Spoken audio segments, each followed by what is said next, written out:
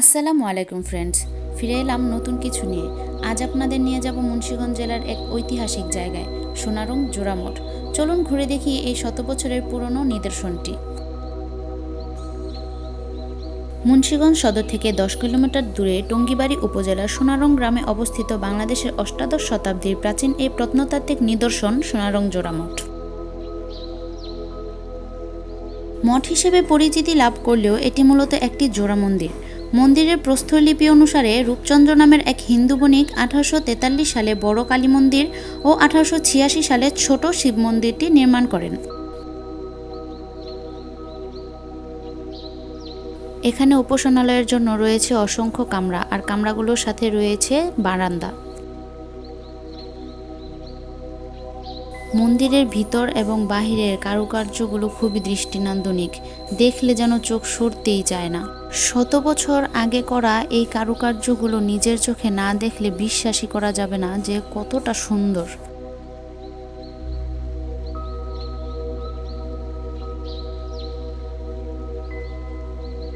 প্রায় 246 ফুট উচ্চতা বিশিষ্ট অষ্টাভুজাকৃতির সোনারং জোড়ামঠ ভারত উপমহাদেশের সর্বোচ্চ মঠ হিসেবে খ্যাত।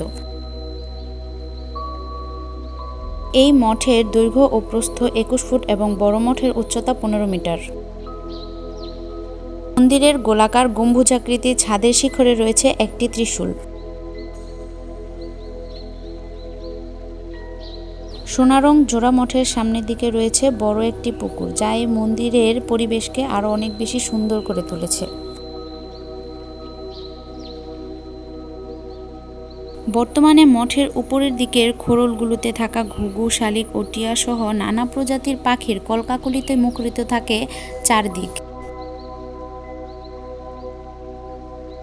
এই মঠগুলো ধর্মীয় স্থাপনা হলেও এখন এটি ঐতিহাসিক নিদর্শন হিসেবে পরিচিত।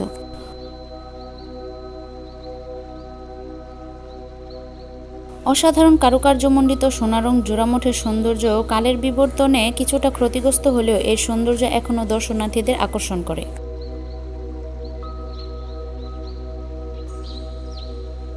এই ছিল মুন্সিগঞ্জের সোনারং জোড়া মঠের ইতিহাস আর শান্তির এক সুন্দর মিলন।